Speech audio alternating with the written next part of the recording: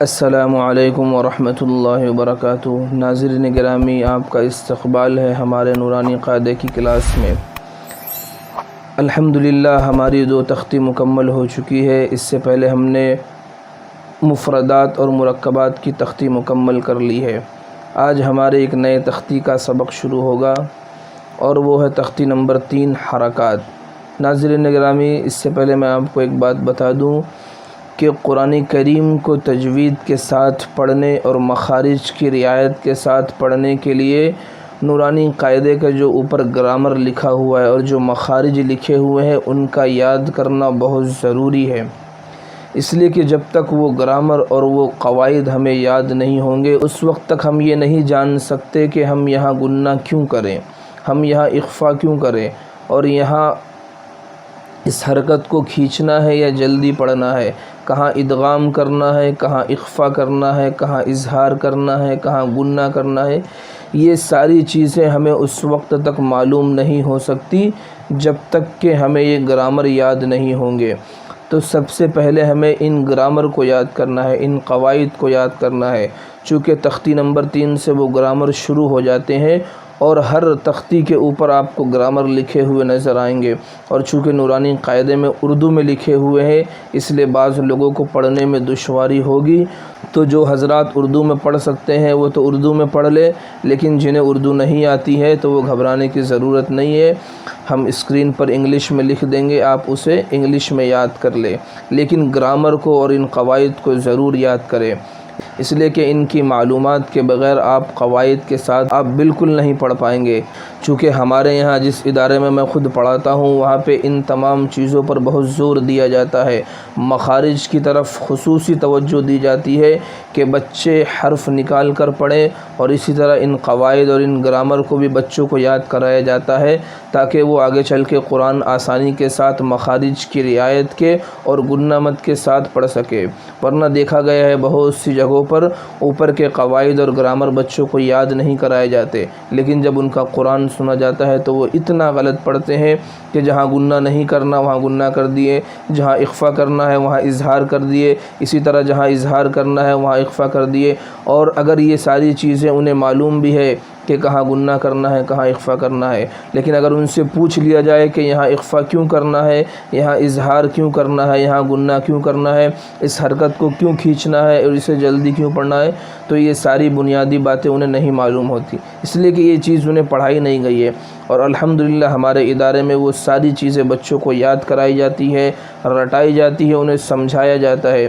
یہی وجہ ہے کہ ہمارے ادارے سے نکلنے والا ہر بچہ جس نے قرآن کریم مکمل کیا ہے اس کو تمام قواعد اور تمام مخارج ازبر یاد ہوتے ہیں۔ آپ ان بچوں سے جو قاعدہ پوچھو گے، جو مخارج پوچھو گے آپ کو وہ بتا دیں گے، اس لیے کہ ہمارے ادارے میں اس طرح تعلیم دی جاتی ہے، ان کے قواعد پر زور دیا جاتا ہے اور حروف کے نکالنے پر زور دیا جاتا ہے۔ تو ہمارا چونکہ آج سے قواعد اور گرامر شروع ہونے جا رہا ہے اس لیے ہمیں بھی ان قواعد اور گرامر پر خصوصی توجہ دینی ہے۔ تو چلیے اب ہم چلتے ہیں آج کی اپنی کلاس کی طرف۔ اعوذ باللہ من الشیطان الرجیم، بسم اللہ الرحمن الرحیم۔ تختی نمبر 3 حرکات۔ حرکات کسے کہتے ہیں؟ یہاں گرامر میں ساری چیزیں لکھی ہوئی ہیں۔ زبر زیر پیش کو حرکات کہتے ہیں۔ زبر زیر پیش، سب سے پہلے ہمیں اس کی پہچان کرنا ہے کہ زبر کسے کہتے ہیں، زیر کسے کہتے ہیں، پیش کسے کہتے ہیں۔ تو آپ یہاں دیکھیں گے زبر زیر پیش تینوں کی شکل بنی ہوئی ہے کہ حرف کے اوپر آئے گا تو زبر ہوگا، اور اسی طرح اگر حرف کے نیچے آئے گا تو زیر ہوگا، اور حرف کے اوپر یہ اس طرح گول بن کر آئے گا تو وہ پیش۔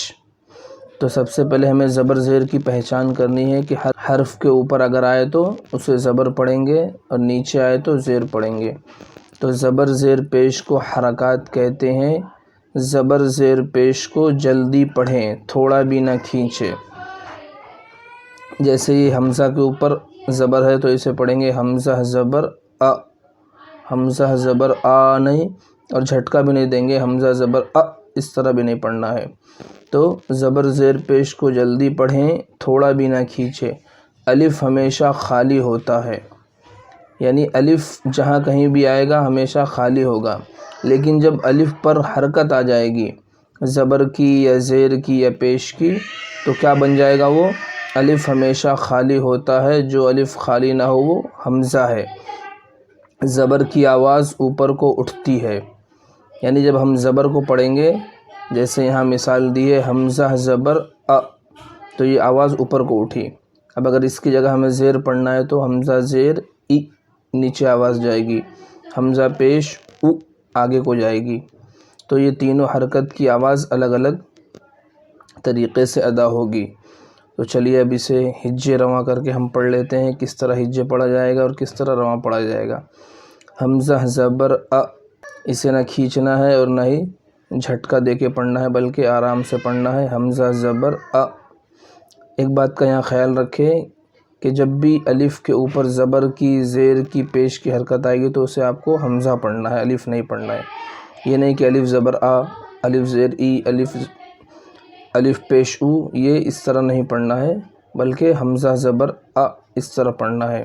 آپ کہیں بھی پورے قرآن میں ہجے کریں گے تو آپ کو حمزہ ہی پڑھنا ہے اگر اس پر حرکت ہوگی تو، اور حرکت نہیں ہے تو اسے الف پڑھیں گے۔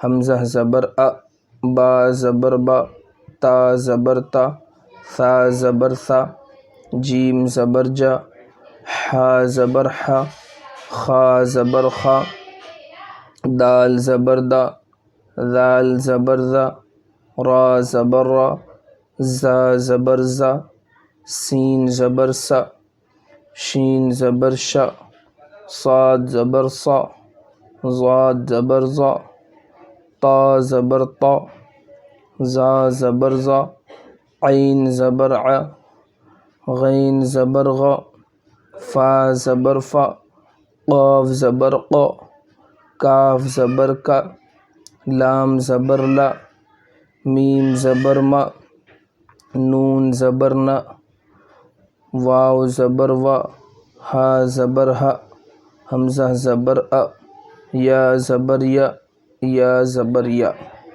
یہ تو ہجے ہو گیا۔ اب رواں کس طرح پڑھنا ہے؟ ا، با، تا، ثا، جا، ح، خ، دا، ذا، را، زا، سا، شا، صا، ضا، طا، ظا، ق، غ، ف، ق، ک، ل، م، ن، و، ہ، ا، یا۔ تو ناظرین یہ ہجے اور رواں دونوں میں نے آپ کو پڑھ کے بتا دیا کہ اس کا ہجے کس طرح کریں گے اور اس کا رواں کس طرح پڑھیں گے۔ تو امید کرتا ہوں آپ کو آج کا یہ سبق سمجھ میں آ گیا ہوگا۔ اب انشاءاللہ کل آئندہ جو ہمارا سبق ہوگا وہ یہ نیچے کی جو مشق ہے اس کا سبق ہوگا کہ اس کو ہجے کس طرح کرنا ہے، پھر ملاتے وقت کس طرح اس کو ملا کر پڑھنا ہے۔ ٹھیک ہے، السلام علیکم ورحمۃ اللہ وبرکاتہ۔